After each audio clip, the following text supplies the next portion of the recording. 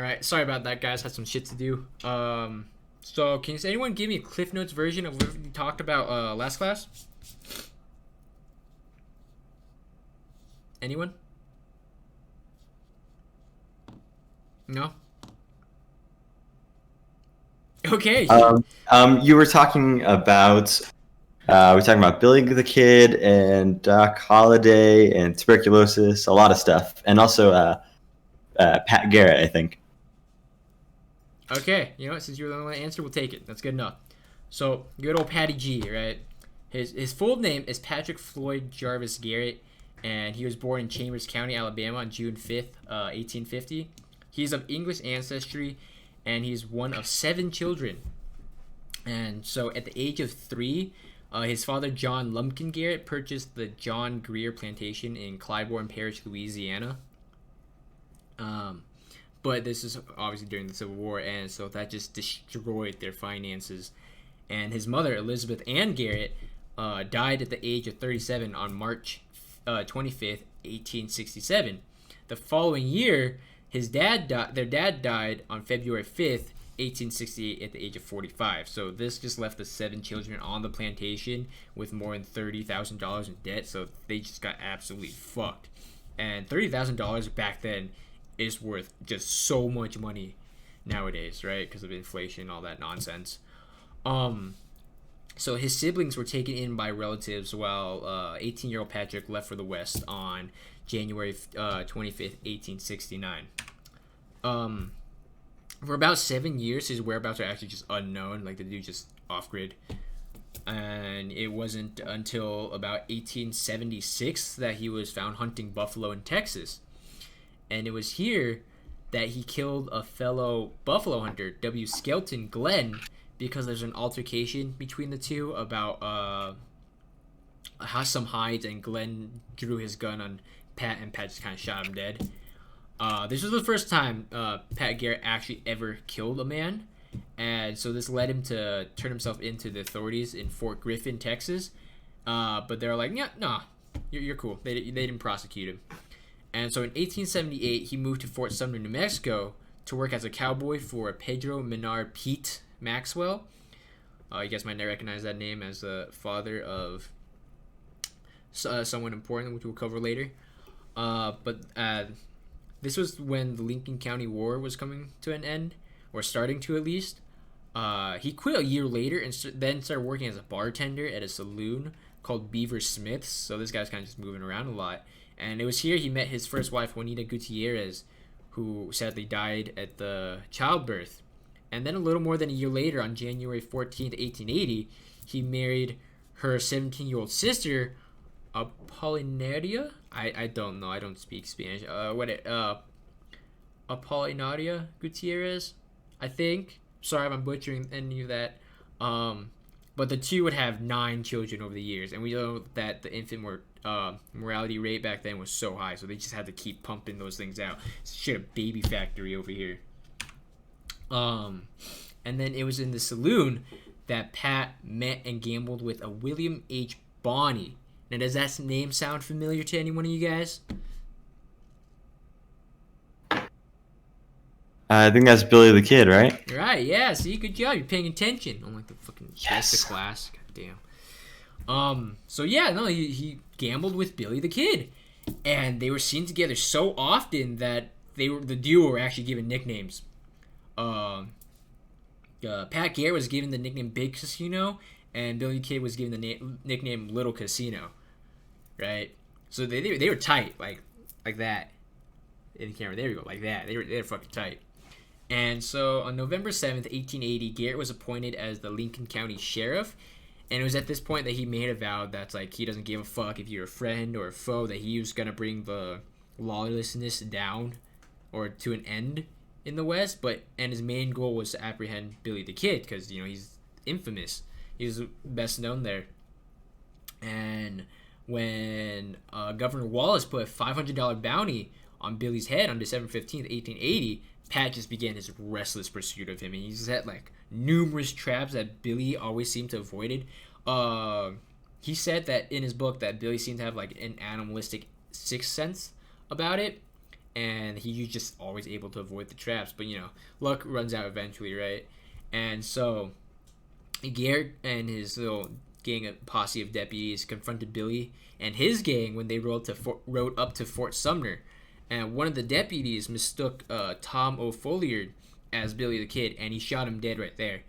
And the rest of the gang escaped, but Garrett managed to track him down to Stinking Springs, where they surrounded their little hideout. And after like a several-day siege, Charlie Bowder was killed, while Billy the Kid, Dirty Dave Rudabo, Tom Pickett, and Billy Wilson were captured on December 24th, 1880.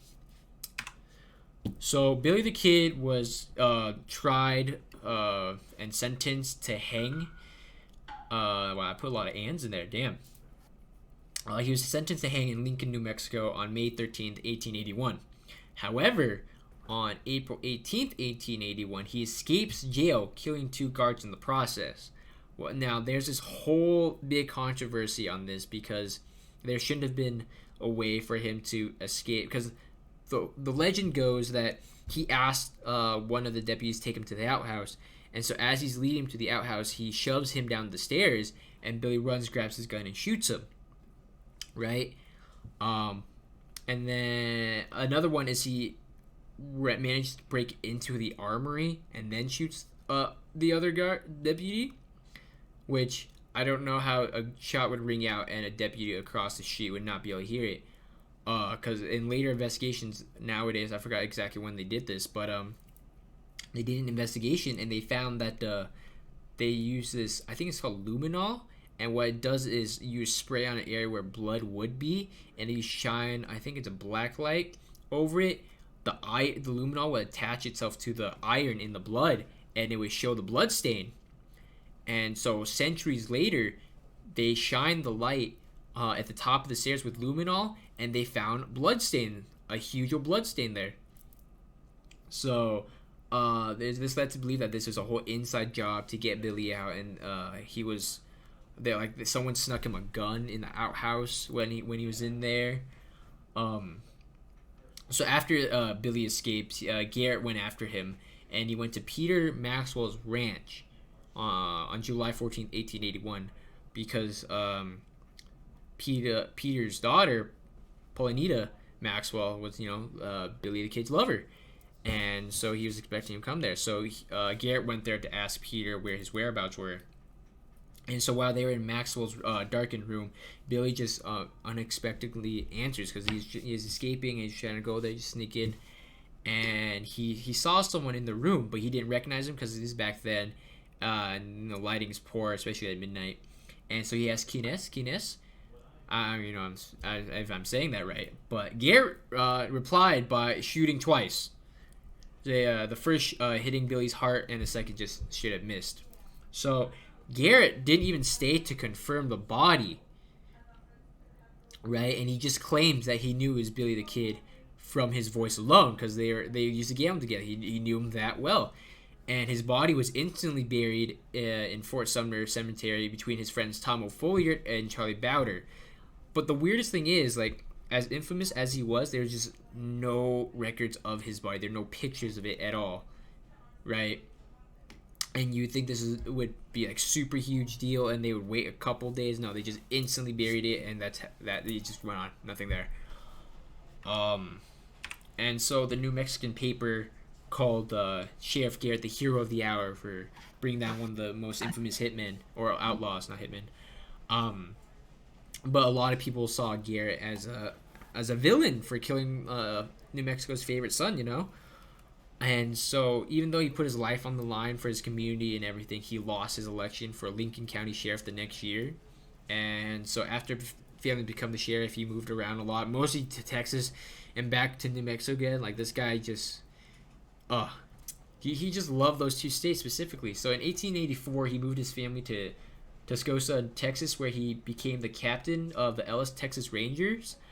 But he quit just a few weeks later, and he returned to Roswell, New Mexico. In 1890, he ran again for sheriff for the new Chaves County, but when he lost, he moved to Uvalde, Texas. Actually, I forgot. I think in Roswell he tried running for senator and he lost too. And this guy just kept moving back and forth. But yeah, so he moved to Uvalde, Texas, where he would breed and race horses for several years. And then he again went back to New Mexico after purchasing a ranch in the San Andreas Mountains in 1899. In October of that same year, he was finally appointed sheriff of the Dona Ana County.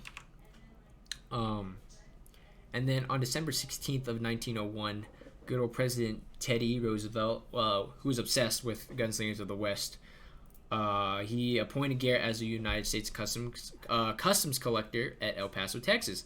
And Garrett, he just kind of like had a hard-on for any like positions of authority, right? So that's why he kept trying to run for sheriff and senator, and now he's a customs collector.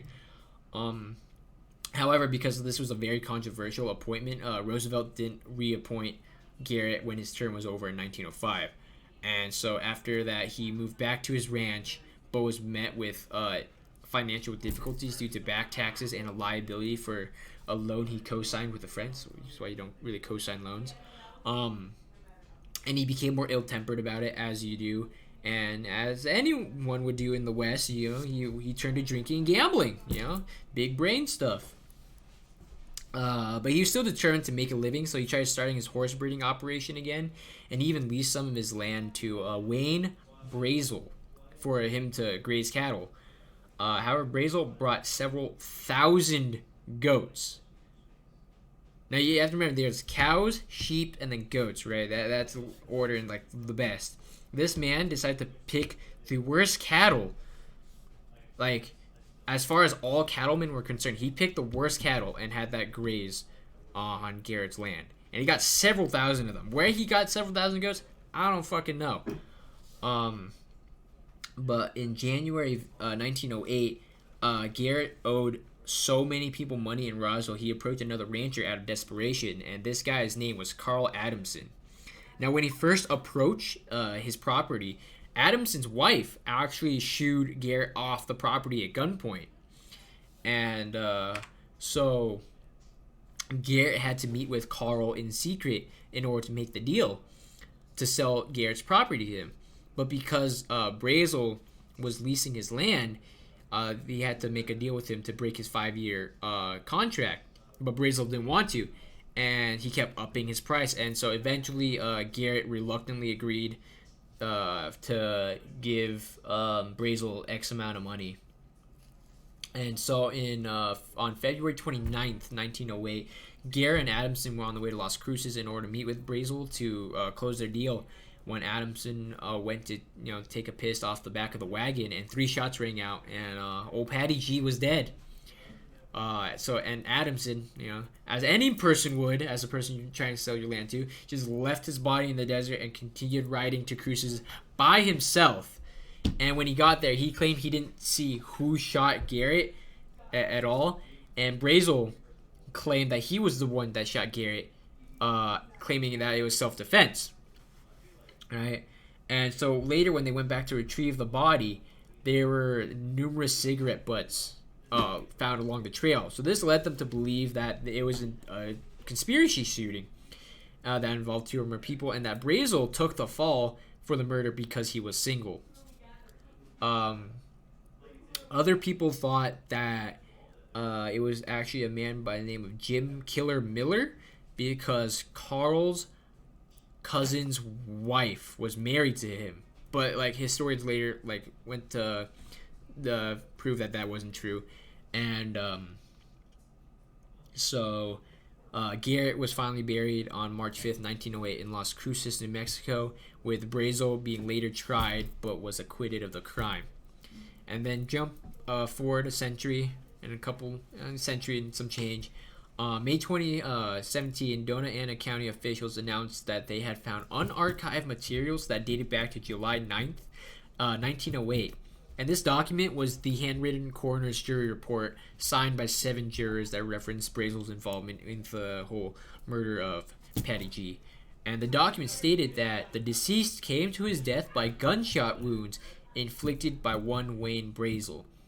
So with that document, how he got acquitted, I don't fucking know. But that's the tragic story of a Legend of the West, Patty G. Any questions? No, I know everything I need to know about Patty G now. Good, because that's all there was on him. Is it going to be on the exam? Probably. Yeah, I'll put these slides in the files for you to see on Canvas. So, Okay, as you know, the slides are you look at them during the exam. They're not that hard. sweet. So yeah, you just study what you want, do whatever. I don't care. Just All right. Well, that looks like that's all the time we have for class. So, I'll see y'all next Tuesday. Yep. Yep. All right. See you guys.